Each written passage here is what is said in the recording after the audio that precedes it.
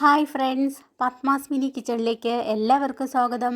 വളരെ ടേസ്റ്റിയും വ്യത്യസ്തമായി തയ്യാറാക്കാവുന്നതുമായ ഒരു തോരന്റെ റെസിപ്പിയാണ് ഇന്ന് കാണിക്കുന്നത്. ഇതിനു വേണ്ടി 4 ഇടത്തരം മുരിങ്ങയ്ക്ക കട്ട് ചെയ്തെടുത്തിട്ടുണ്ട്. ഒരു ബൗൾ നിറയെ ചെറിയ ഉള്ളിയും കട്ട് ചെയ്തെടുത്തു. ഇനി ഒരു പാനിൽ 2 ടേബിൾ സ്പൂൺ വെളിച്ചെണ്ണ ഒഴിക്കാം. ചൂടാവുമ്പോൾ 1 സ്പൂൺ കടുകിട്ട് പൊട്ടിക്കുക.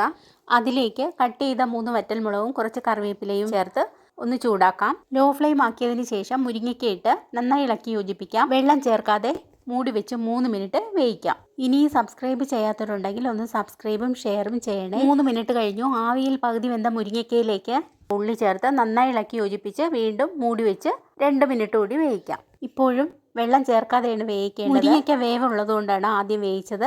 ഈ സമയം ഒരു ജാറിൽ 1/2 കപ്പ് തേങ്ങ, 1/2 സ്പൂൺ മഞ്ഞൾപ്പൊടി, 1/2 സ്പൂൺ ജീരകം, 4 പച്ചമുളക്, 1/4 സ്പൂൺ കാശ്മീരി ചില്ലി എന്നിവ ചേർത്ത് ഒന്ന് കറക്കിയെടുക്കാം. 2 മിനിറ്റ് കഴിഞ്ഞു. ഇപ്പോൾ 3/4 വേവായിട്ടുണ്ട്. ഇനി ഇതിലേക്ക് ആവശ്യത്തിന് ഉപ്പും അരപ്പും ചേർക്കാം. അരച്ച ജാറിൽ 2 ടേബിൾ സ്പൂൺ വെള്ളം ചേർത്ത് ഇതിലേക്ക് ആഡ് ചെയ്യാം.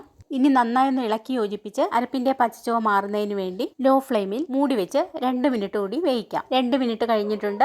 നമ്മുടെ തോരൻ നല്ല വെന്ത് പാകമായി വന്നിട്ടുണ്ട്. വളരെ ടേസ്റ്റിയാണ് ഈ തോരൻ. ഈ രീതിയിൽ തന്നെ നിങ്ങൾ ഈ തോരൻ ഉണ്ടാക്കുക.